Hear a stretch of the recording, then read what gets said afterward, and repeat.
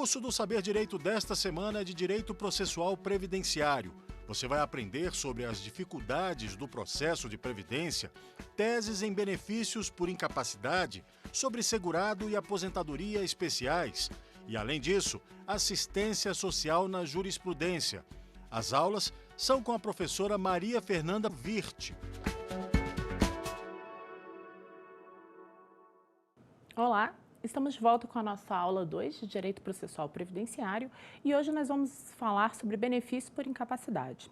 Vamos apresentar aqui as teses que apresentam maior dificuldade na atuação do advogado nesse tipo de ação. Antes de apresentar as teses, vamos fazer uma recapitulação de quais são os benefícios previdenciários por incapacidade. Temos 3 benefícios nessa modalidade. Primeiro deles, o auxílio-doença. O auxílio-doença é a incapacidade temporária para o exercício da sua atividade habitual. Então, o segurado tem que apresentar uma moléstia incapacitante, mas ela tem que incapacitar para o trabalho que ele exercita. Por exemplo, eu sou professora, sou servidora da Justiça Federal. Se sou acometida por uma moléstia que me faz perder a voz, para a atividade de professora, estou incapacitada. Para a atividade em um tribunal, não estou incapacitada. Eu não preciso, então, estar no estado completo de incapacidade, basta não ter capacidade para o exercício da atividade que eu exerço habitualmente. Segundo benefício mais conhecido, a aposentadoria por invalidez. A aposentadoria por invalidez já envolve a incapacidade absoluta, permanente, para toda e qualquer atividade sem possibilidade de reabilitação profissional. Então, a pessoa tem de perder a capacidade absoluta para o exercício de toda e qualquer atividade. Não tem relação com a sua atividade de trabalho específica, a incapacidade. É uma análise mais clínica da sua condição. E o terceiro benefício por incapacidade, esse é o mais controverso e menos compreendido, é o auxílio-acidente. O auxílio-acidente tem esse nome, auxílio-acidente, dá uma impressão que vai vir sempre decorrente de um acidente e não é bem assim. O auxílio-acidente é quando o segurado sofre um acidente de qualquer natureza, adoecimento do trabalho ou um acidente de trabalho, ele tem uma moléstia, passa por um momento de estado de incapacidade e após a consolidação dessa lesão, a consolidação da moléstia, a capacidade dele de trabalho não retoma absolutamente. Ele tem algum déficit em sua capacidade. Por exemplo, imagina alguém que faz um trabalho braçal e ele tem uma limitação agora no ombro esquerdo. Ele sofre um acidente, pode ser acidente de qualquer natureza, então jogando bola, sofreu um acidente, sofreu uma lesão no ombro. Fez cirurgia, passou um tempo de auxílio-acidente, consolidou, está bem, pode voltar a trabalhar? Pode. Ele pode fazer 80% das atividades que ele fazia usualmente. Mas agora, por exemplo, ele não consegue sozinho carregar um balde de 20 quilos, como ele conseguia antes. Agora ele precisa da ajuda de alguém. Então, ele está ali exercendo a mesma atividade, com capacidade física para isso, mas ele tem uma redução na capacidade, uma limitação. Essa limitação é indenizada através do benefício de auxílio-acidente, que é paga ao trabalhador até o momento da sua aposentadoria, depois o valor dessa prestação integra o salário de contribuição dele, certo? Então, temos 3 benefícios. Auxílio-doença e auxílio-acidente diretamente relacionado com a atividade dele. A gente vai analisar incapacidade e atividade. A aposentadoria por invalidez é uma condição clínica e a gente vai analisar mercado de trabalho em geral, certo?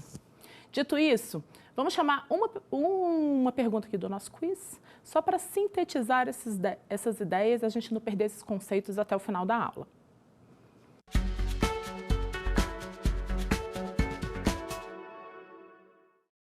Analisando os benefícios por incapacidade laboral, assinale a alternativa incorreta. A concessão do auxílio-doença requer a comprovação de incapacidade laboral temporária para o exercício de atividade laboral. A aposentadoria por invalidez é devida ao segurado incapaz, total e definitivamente, para exercício de qualquer atividade insuscetível de reabilitação.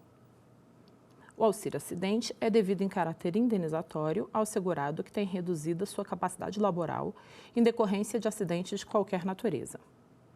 E equipara-se a acidente do trabalho à doença profissional do trabalho. Vamos ver qual é a alternativa correta? E a resposta certa é a letra A. O auxílio-doença, ele inclusive é bem confundido judicialmente. Você não tem que ter incapacidade absoluta para toda e qualquer atividade, mesmo que temporária. Basta ser para a sua atividade habitual. Então, o cotejo é sempre entre o que eu faço no meu dia a dia e a moléstia que eu apresento hoje, se ela vai apresentar ou não algum tipo de limitação para essa atividade. Temos agora o panorama dos benefícios por incapacidade na nossa mente e vamos começar a analisar as teses e os problemas que a gente enfrenta na via judicial. O primeiro deles, e hoje tem sido muito recorrente, é o cancelamento de benefício previdenciário por incapacidade, que foi concedido judicialmente. A autarquia federal faz uma nova perícia, e ela tem de fazer porque está previsto em lei. Os benefícios por incapacidade, todos eles, mesmo a aposentadoria por invalidez, têm caráter apenas provisório.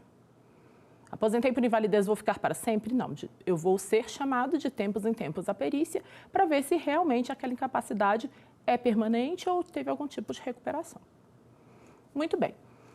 Ultimamente, há 2 anos, mais ou menos, o governo começou um compromisso sério com essas revisões desses benefícios, fazendo perícias contínuas e muitos benefícios que estavam sendo pagos por via de decisão judicial foram cancelados.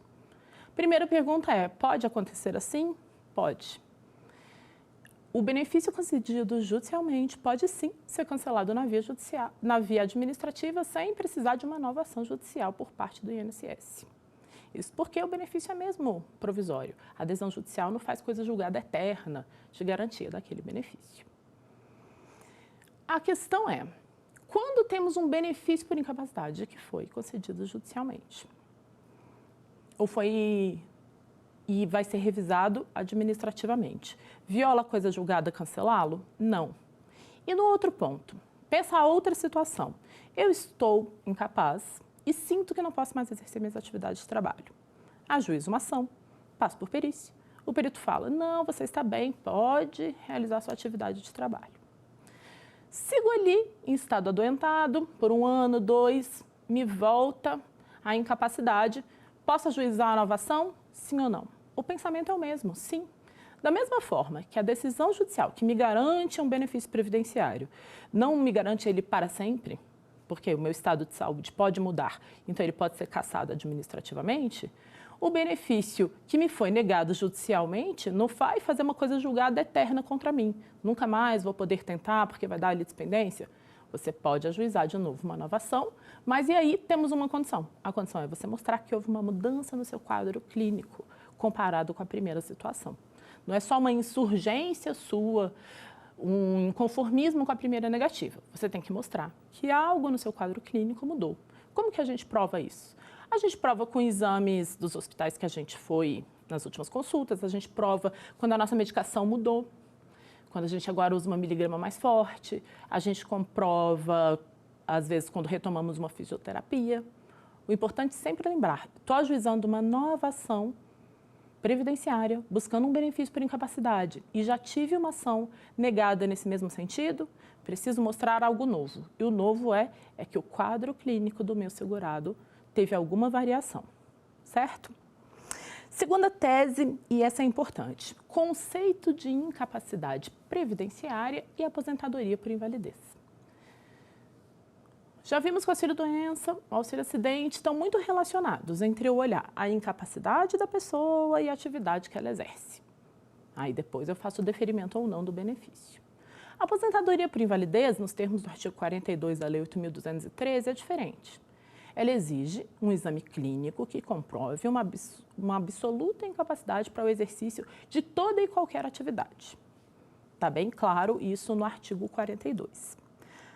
Então, a pessoa tem que ter um estado de saúde tal que não permita nenhuma atividade laboral. Imagina uma situação seguinte. O rapaz trabalha numa oficina mecânica e tem um problema sério de coluna. Sério mesmo, ele não pode mais abaixar, não pode mais estender a coluna para frente, não pode mais. E nada que envolva muito peso nos braços, porque também vai forçar a coluna dele.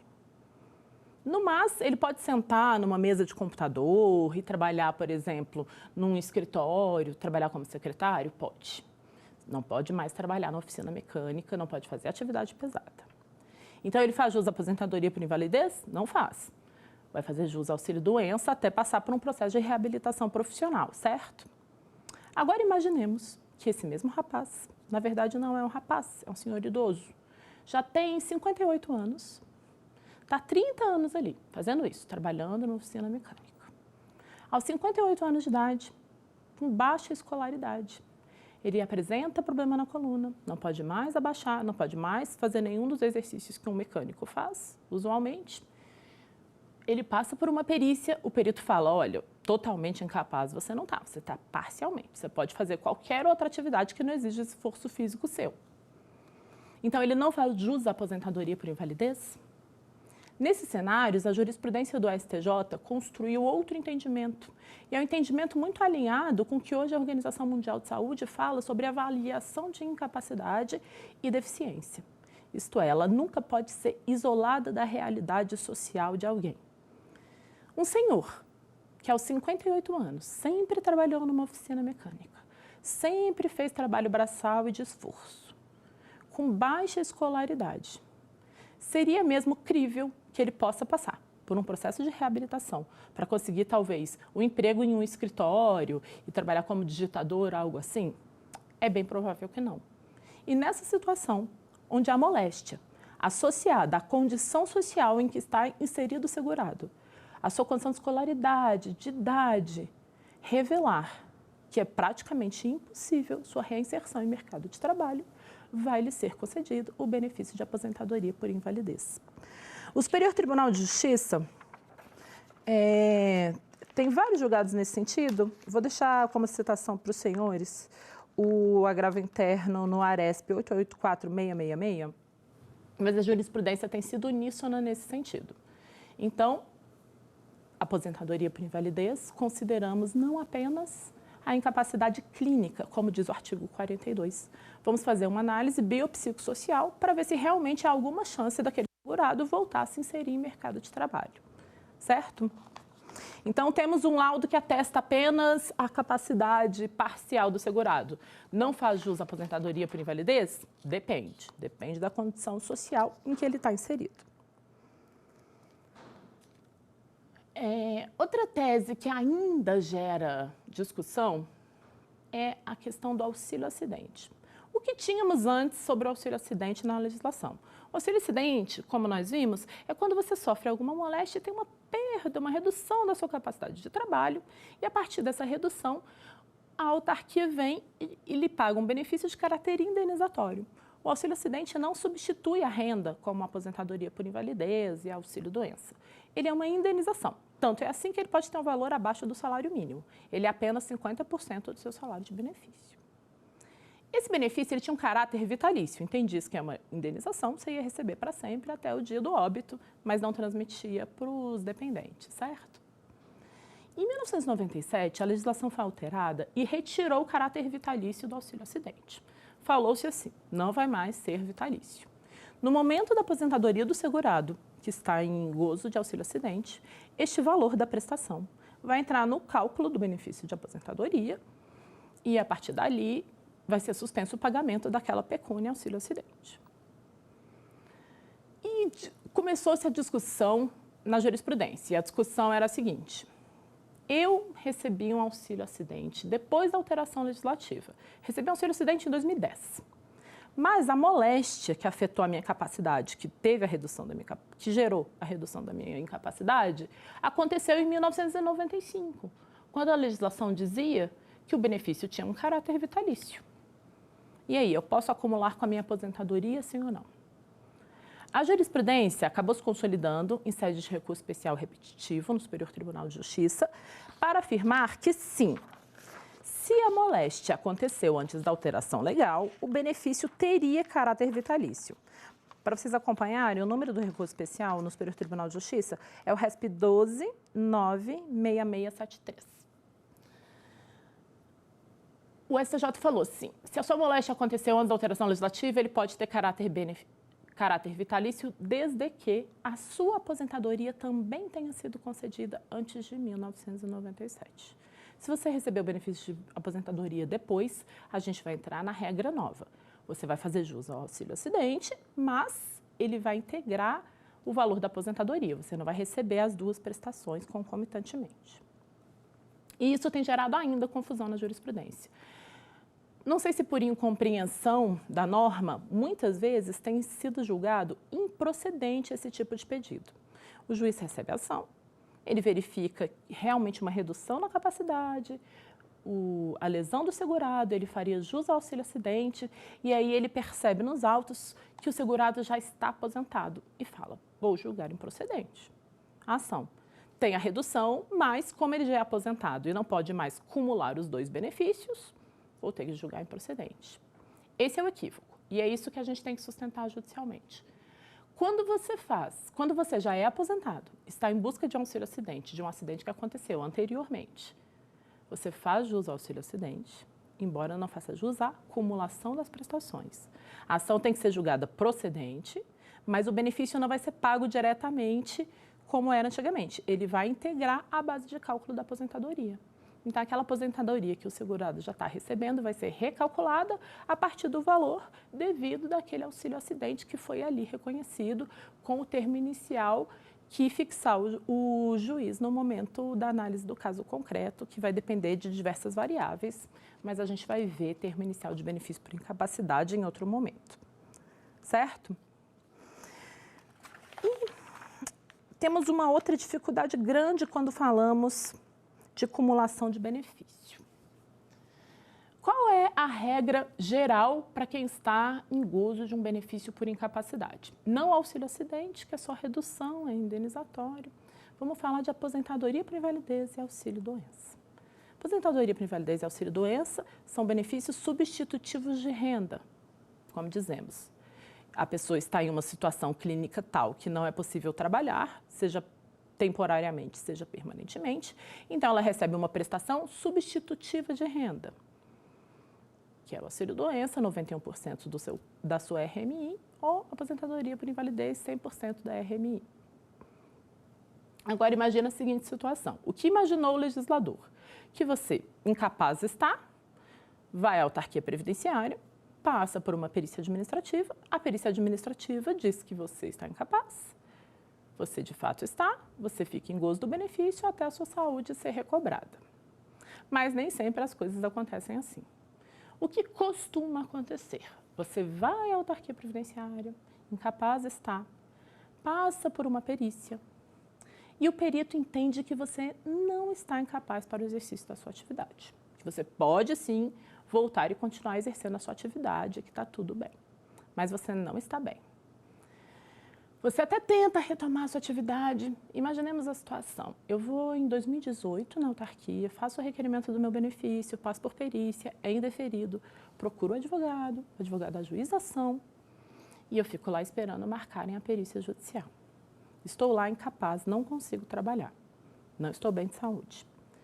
No primeiro ano, fico ali, sobrevivendo da ajuda dos outros familiares que moram comigo, de vizinhos, de amigos, passo 1 ano sem trabalhar. Passo 2 anos sem trabalhar, esperando a ação judicial.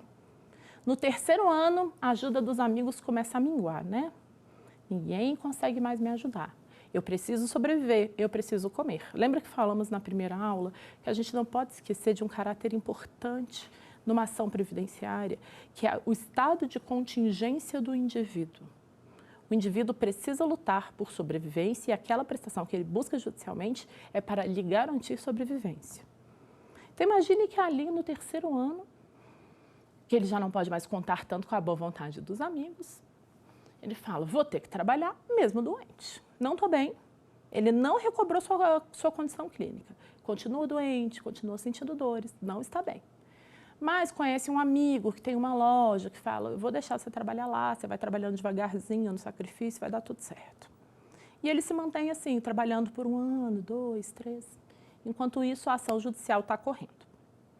Quando o fim da ação judicial, o perito judicial verifica que, de fato, ele estava incapaz e não poderia estar trabalhando naquele momento, o juiz, então, concede o benefício, desde o dia em que ele entrou com o requerimento administrativo lá atrás e foi indeferido.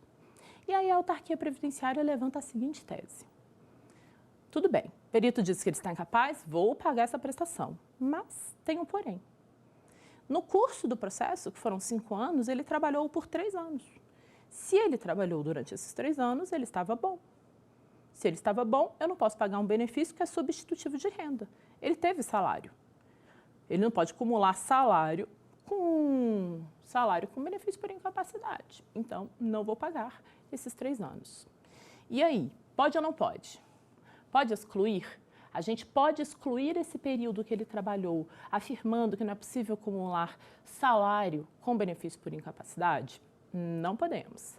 A jurisprudência tem garantido a seguinte situação. Se o perito judicial afirma que desde 2010 estava ele, sim, incapaz, e ele tem lapsos de trabalho após isso, 2011, 2012, 2013, mas a perícia foi realizada e continua atestando a incapacidade dele, esse período não vai ser descontado. Isto porque aquele que vai trabalhar para tentar sobreviver não significa que recobrou sua condição de saúde. Nós não podemos presumir isso até mesmo quando o perito afirma que não, que ele estava incapaz naquele período. Ele foi trabalhar para sobreviver e ele sacrificou sua saúde, sua recuperação, talvez até, se não precisasse ter ido trabalhar no sacrifício, tinha até se recuperado mais rápido. O benefício de auxílio-doença já podia ter sido extinto, mas não foi. Não foi porque ele foi obrigado a sobreviver. Então, permitimos, na jurisprudência do Superior Tribunal de Justiça, que ainda tem sido unânime, permitimos a soma desses períodos. Ele vai receber o benefício por incapacidade durante todo o trâmite da ação judicial, mesmo naqueles períodos em que ele efetivamente trabalhou.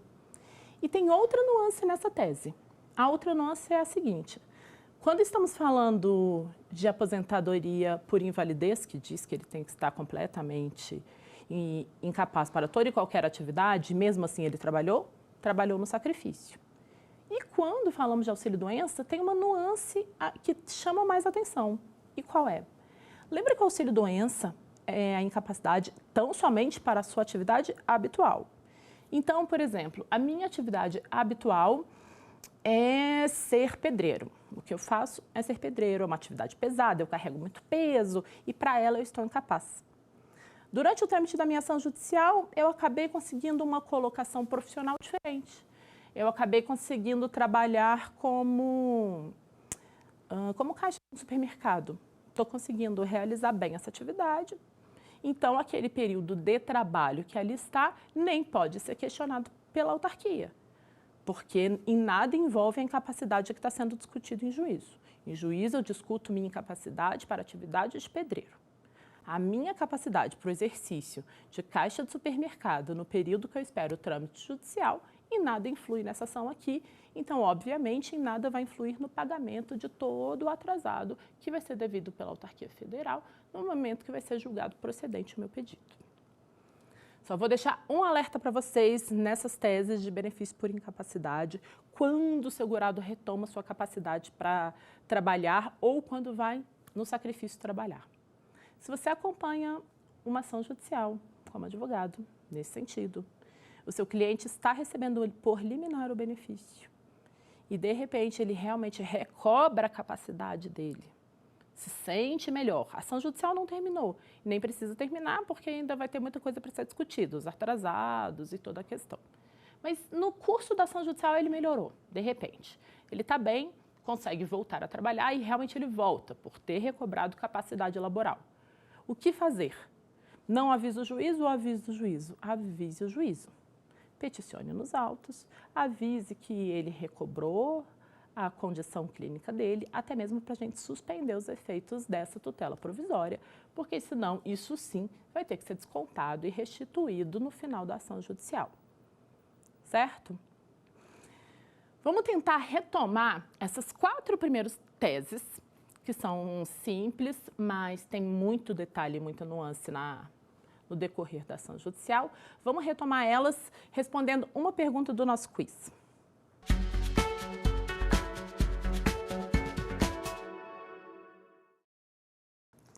Acerca das ações envolvendo benefício por incapacidade, assinale a resposta incorreta. A aposentadoria por invalidez demanda análise biopsicossocial. É improcedente o pedido de concessão de auxílio-acidente por segurado aposentado em 2016. O indeferimento de um benefício por incapacidade requer a realização de perícia judicial. Dada a natureza temporária dos benefícios por incapacidade, é possível o ajuizamento de nova ação quando comprovada a piora no quadro de saúde do segurado. Vamos chamar a resposta correta? E a nossa resposta correta é a letra B. Não é improcedente o pedido de concessão de auxílio-acidente por segurado aposentado em 2016. É devida à concessão do benefício, mas a prestação não vai ser recebida em apartado, ela vai só integrar a base de cálculo da aposentadoria. Mas, ali na letra C, a gente tinha uma questão interessante, que falava que perguntava se o indeferimento de um benefício por incapacidade poderia se dar sem realização de perícia judicial. Podemos indeferir um benefício. O juiz, a partir do exame das provas, pode, de fato, assegurar que não está o segurado incapaz e não faz jus àquela prestação. A gente sabe que o nosso sistema processual é regido pelo livre convencimento do juízo, certo? Então, não existe tarifação de provas, nenhuma prova vale mais que a outra. Então, supondo que o segurado junta o que ele tem para juntar na inicial, ele junta atestados, ele junta exame, ele junta as receitas médicas da medicação que ele vem usando.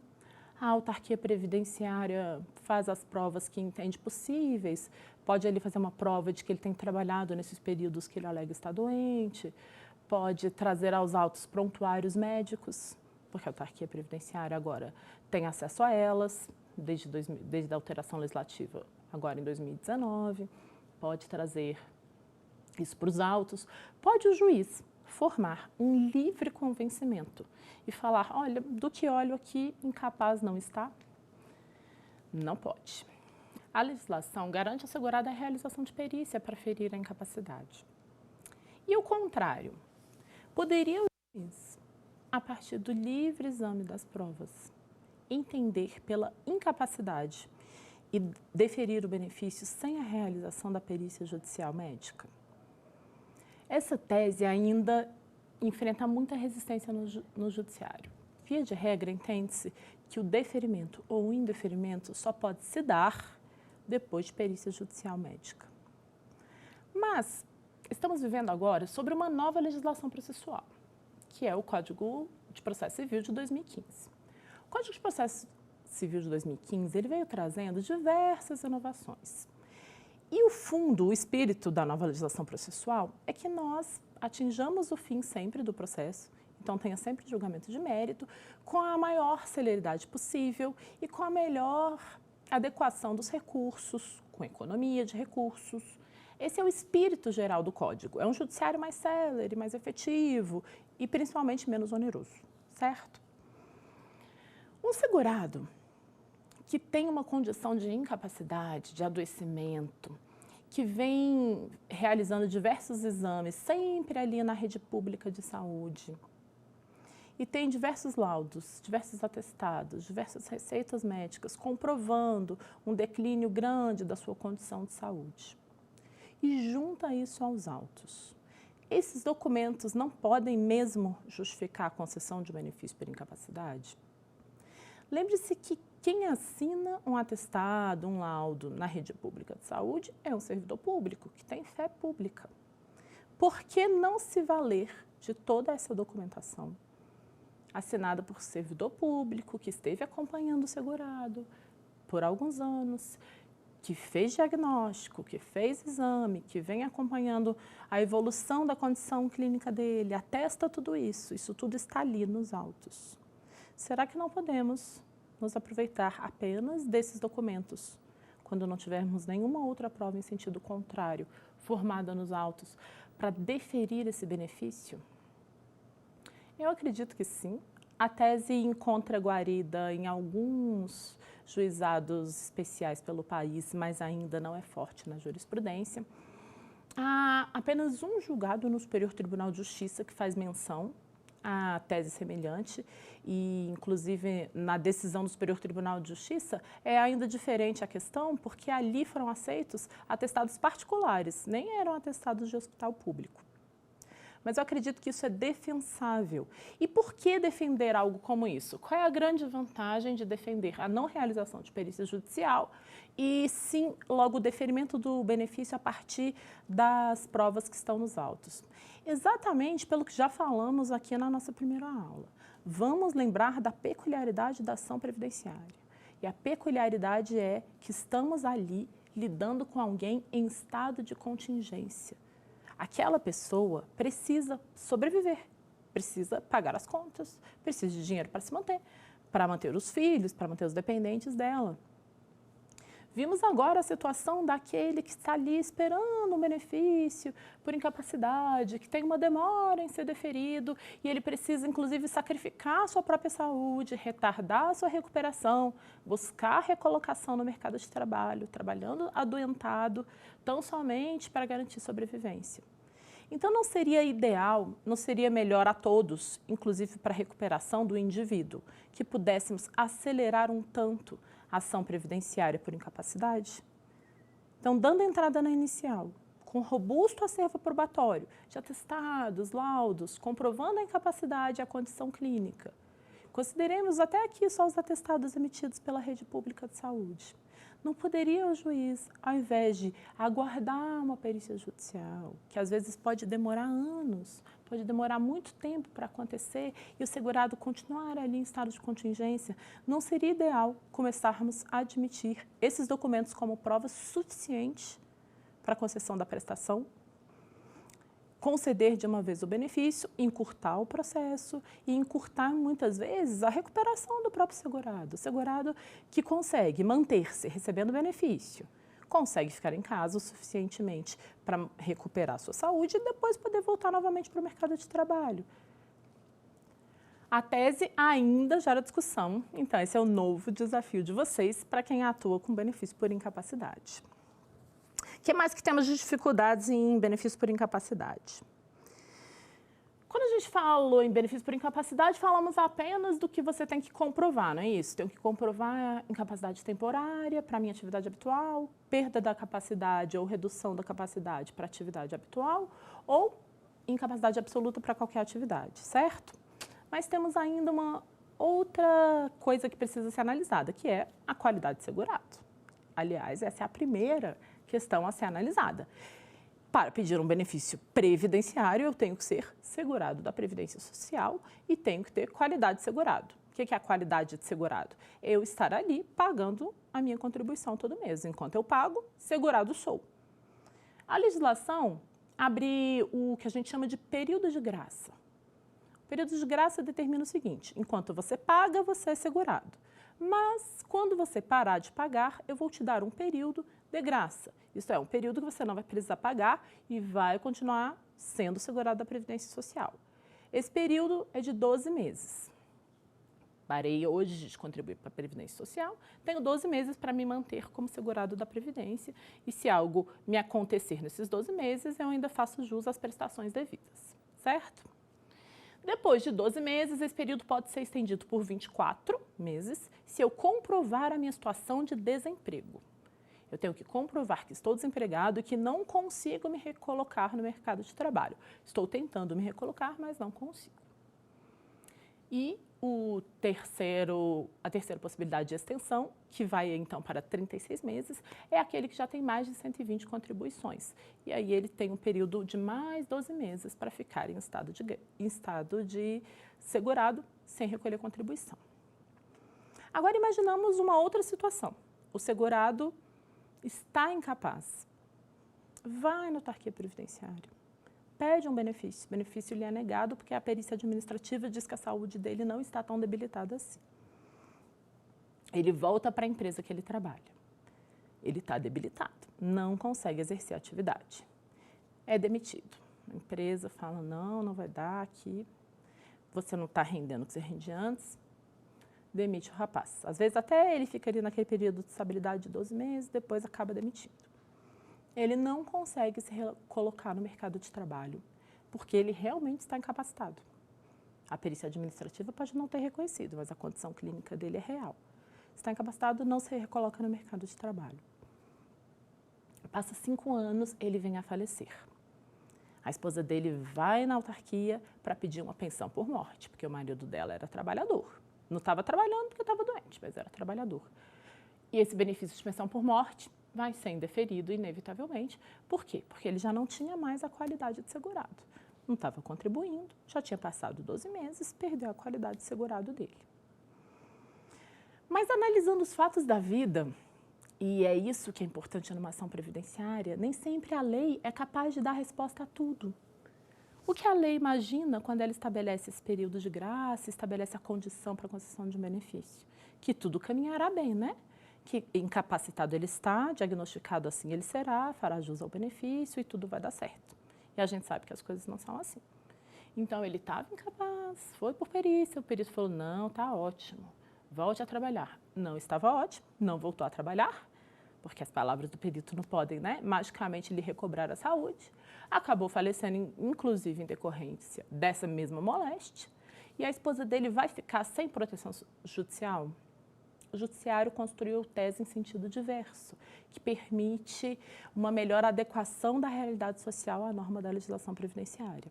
Nesses casos em que conseguir-se comprovar que o segurado parou de contribuir porque doente estava, incapaz estava e não foi assistido por nenhuma prestação nesse momento, ou por um erro de impressão, ou o que quer que seja, ou por falta, às vezes, até de conhecimento, que poderia ir à autarquia pedir o benefício.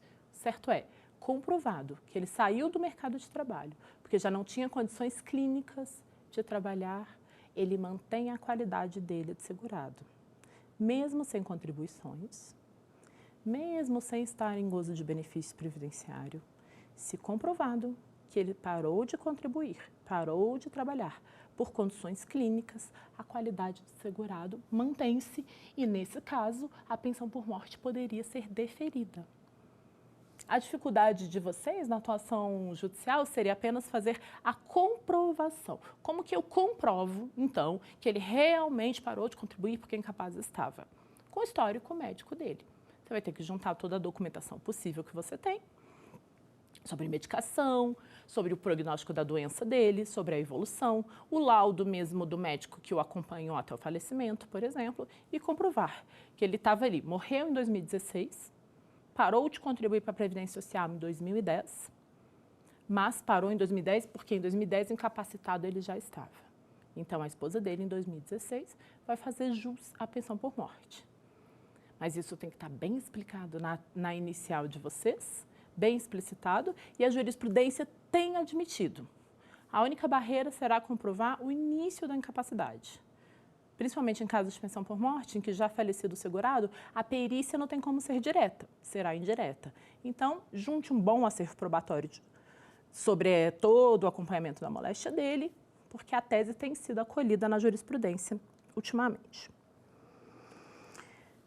Ainda sobre essa questão da incapacidade da perícia. Imagine-se só que você, em 2016, sofreu um acidente de carro, por exemplo, e está ali sofrendo de um problema na coluna desde então, atingiu a cervical, desde então você sente muita dor, não consegue manter sentado no seu escritório horas como você conseguia antes, você procura a autarquia previdenciária, passa por perícia, e a perícia judicial não consegue definir quando que aquela questão começou. Vou contar um caso concreto que já foi examinado. Imagine a seguinte situação. Uma senhora que era costureira, sempre foi costureira, trabalhava na casa dela sem contribuir para a Previdência Social. Quando ela tinha 62 anos de idade, ela passou a contribuir para a Previdência Social. Começou a recolher como contribuinte individual. Com 64 anos de idade, ela começa a apresentar problema de visão, que já não lhe permite aquela acuidade necessária que uma costureira precisa ter para tecer as roupas. Ela procura a autarquia previdenciária, passa por perícia administrativa, o perito realmente vê a incapacidade para a atividade habitual, né? Ela teria capacidade para outras tantas coisas, mas realmente para costurar, que precisa uma acuidade visual, ela não tinha. ela fica em gozo de auxílio-doença. Por um tempo, é prorrogado. Na terceira perícia, a administração diz que ela já está bem, que pode voltar ao exercício da atividade dela. Ela não consegue voltar ao exercício da atividade, porque a visão ainda é ruim, ela vai para a via judicial. Na via judicial, ela é submetida a uma perícia. O perito fala, realmente incapaz ela está. Ela não tem a acuidade visual necessária para o exercício do ofício dela, que é ser costureira. E aí, nessa situação, o perito afirma o seguinte, essa perda visual é normal na idade dela. Geralmente ocorre com o tempo a degeneração ocular. Mas eu não consigo afirmar quando que essa incapacidade começou. A perícia judicial está sendo feita aqui hoje, em 2016, não consigo afirmar quando que essa incapacidade começou. Vamos lembrar que essa segurada começou a pagar a previdência em 2010. Nesse caso, o juiz, qual é a saída pro juiz? Vamos lembrar o que falamos na primeira aula sobre como deve ser visto o sujeito da ação previdenciária. Estamos ali falando de pessoas que têm menos poder informacional, menos poder aquisitivo, que está em estado de contingência e que tem um direito fundamental a ser garantido na justiça. Se o perito não sabe dizer se em 2010, quando ela começou a pagar, ela estava ou não incapacitada, a solução judicial é deferir o benefício, crendo-se pela boa-fé do segurado. A premissa judicial que conduz um processo previdenciário é exatamente essa. Temos de ver e entender o segurado não como aquele que quer se aproveitar. Esse é um estigma ruim que precisa ser quebrado. O segurado não é aquele que quer ficar encostado, né? Como se diz por aí, ganhando da previdência sem trabalhar. Ele não é essa pessoa. O segurado da Previdência Social é um trabalhador em estado de contingência. Então, se não há nenhuma prova nos autos de que esta senhora começou a contribuir aos 62 anos de idade, tão somente porque já estava incapacitada e queria fazer jus a um benefício. Não há prova nenhuma dessa situação. O perito administrativo, perito judicial, ninguém conseguiu dizer com toda certeza que em 2010, quando ela começou a pagar, ela já estava incapacitada. Então, não podemos presumir a má-fé desta segurada. E foi isso que o juiz fez. Ele deferiu o benefício, o processo subiu em apelação pela autarquia previdenciária, o tribunal negou o benefício, exatamente partindo da premissa oposta, partindo da premissa de é óbvio que uma senhora que começa a pagar a previdência depois de mais velha só pagou para receber benefício. Até mesmo porque ela não tem uma moléstia inesperada, ela tem uma moléstia natural da idade dela. Pagou para receber benefício e indeferiu. Até que esses autos chegaram ao Superior Tribunal de Justiça e lá foi dado provimento ao recurso da segurada para lhe garantir de volta o benefício que já havia sido concedido na sentença, fixando-se a partir de então a seguinte tese. Quando estamos diante de uma ação de benefício por incapacidade, onde não consegue nem o perito administrativo, nem o perito judicial, nem a autarquia previdenciária consegue trazer prova em sentido contrário e ninguém consegue definir que dia começou aquela incapacidade, deve-se presumir a verdade, a boa intenção e a honestidade do segurado que, quando procurou a via administrativa, foi ali naquele momento em que ele se sentiu incapaz e que a incapacidade deu início.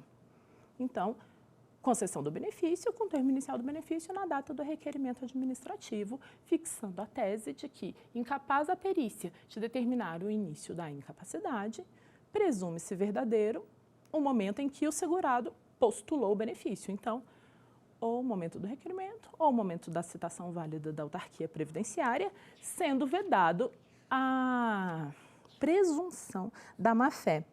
Esse processo, quem quiser acompanhar a ementa, porque ele realmente tem uma análise interessante sobre como deve ser avaliada a incapacidade e a presunção da boa-fé, é o recurso especial 14.74451 do Superior Tribunal de Justiça. Vale a pena a leitura, ele tem uma síntese muito boa de como deve ser avaliada a incapacidade e como deve ser avaliada o termo inicial da incapacidade nesse tipo de ação. Por último, então, falando ainda em termo inicial, a gente vai falar não agora do termo inicial da incapacidade, mas do termo inicial do pagamento do benefício. Considerando que nem sempre o perito judicial consegue ter absoluta certeza do início da data da incapacidade, a gente começa a discutir outra questão. Qual é, então, o termo inicial do pagamento de um benefício previdenciário por incapacidade? O termo inicial de benefício por incapacidade não é fácil, não é uma resposta pronta, porque ele depende de diversas nuances. Inclusive, a complexidade da ação previdenciária por benefício por incapacidade requer de vocês muito estudo sobre benefício por incapacidade. Eu trouxe para vocês duas obras boas que cuidam muito bem de como analisar incapacidade na via judicial. Vocês estudam direito, não medicina, né? Então, nem sempre é fácil impugnar um laudo, analisar profissiografia, analisar prognósticos de doença. Para facilitar a vida de vocês, a gente tem duas obras muito boas. A primeira é do professor André Luiz Moro Bittencourt. Ele é advogado, professor e atua muito em benefícios por incapacidade. É o Manual dos Benefícios por Incapacidade Laboral e Deficiência.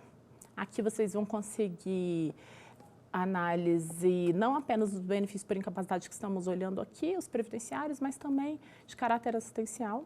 Ele trata também da pessoa com deficiência, das aposentadorias dessas pessoas. É uma obra boa e vale a pena vocês adquirirem.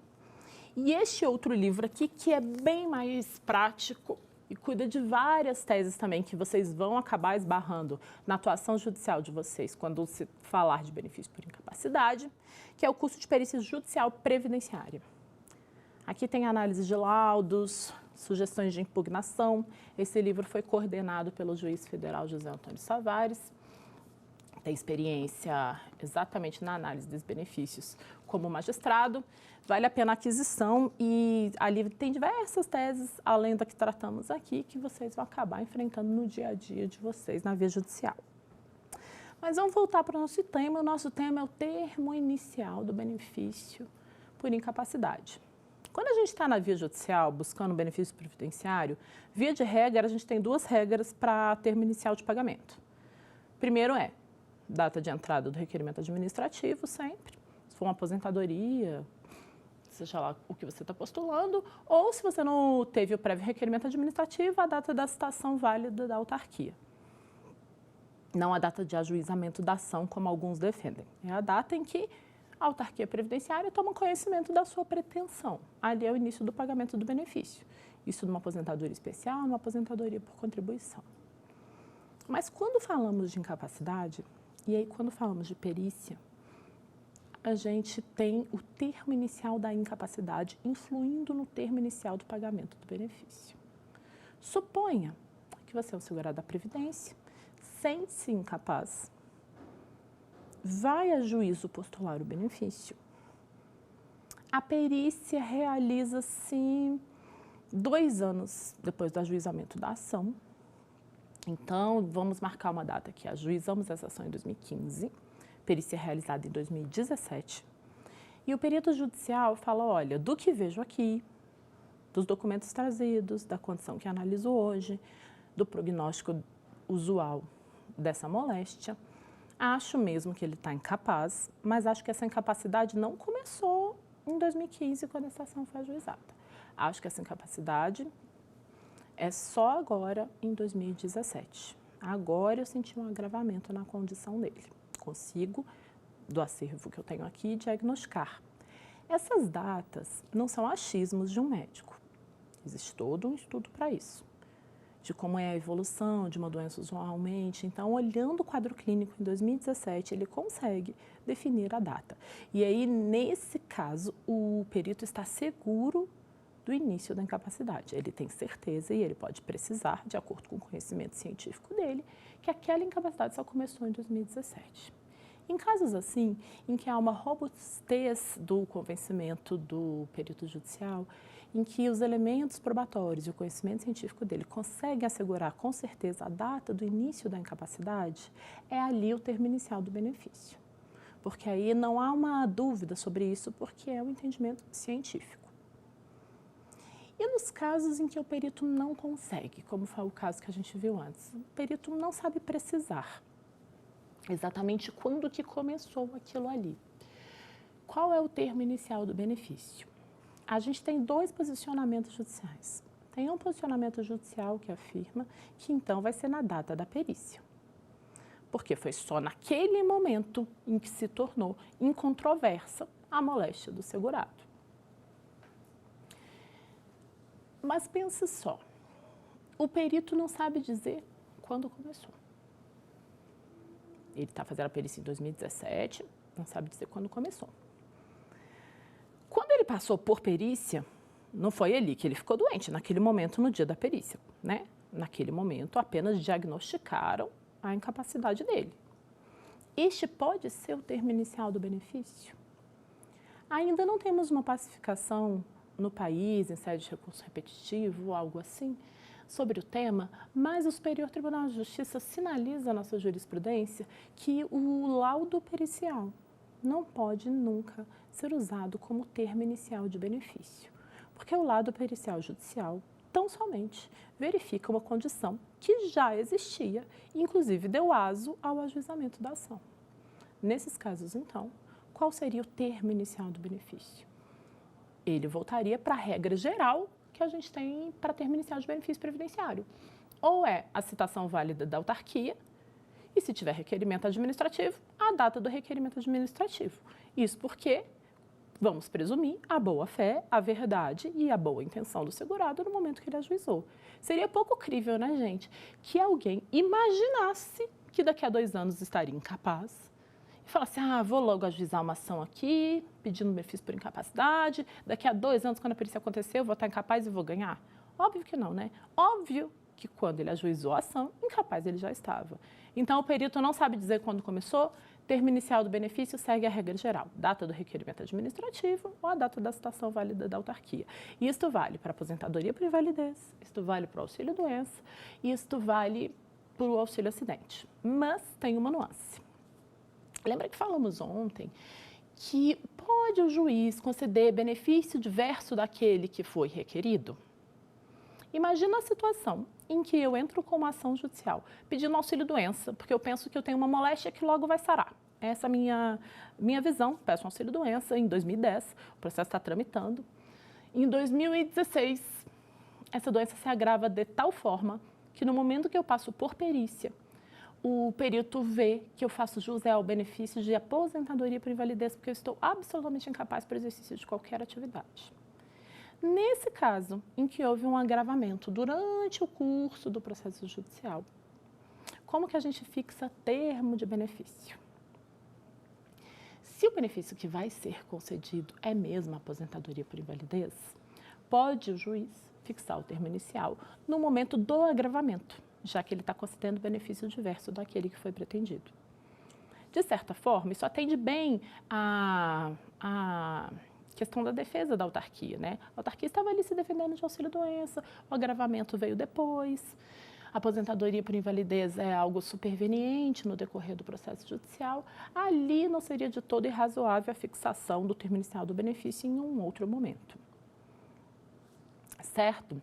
Mas é um desafio o termo inicial do benefício. Aliás, é um desafio atuar em benefícios por incapacidade na via judicial. Exatamente porque ele envolve uma condição clínica médica e nem sempre estamos aptos para isso, certo? Vamos responder uma última pergunta para ver até que ponto nós conseguimos absorver todo o conhecimento até aqui?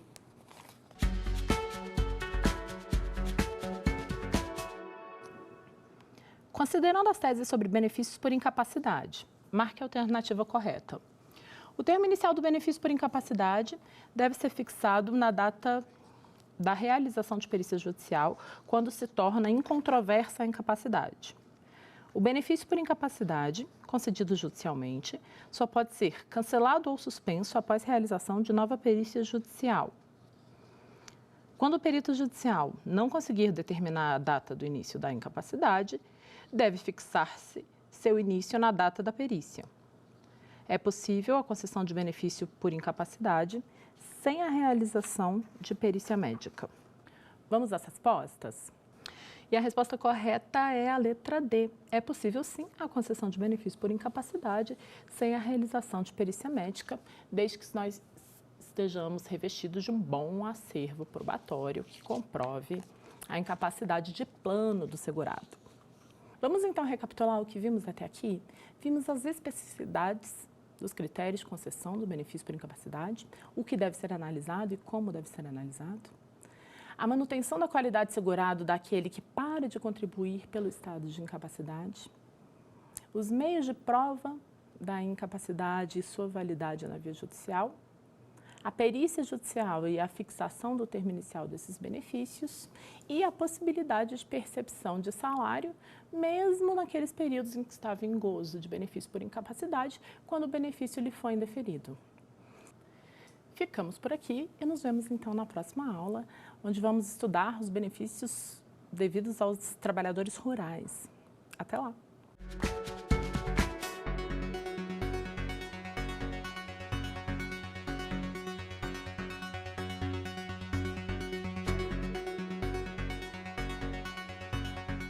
Quer dar uma sugestão de tema para os cursos do Saber Direito? Então mande um e-mail para a gente, saberdireito@stf.jus.br, ou entre em contato por WhatsApp. O número é esse que aparece na tela. Você também pode acompanhar as aulas pela internet. Acesse tvjustiça.jus.br ou nosso canal no YouTube, TV Justiça Oficial.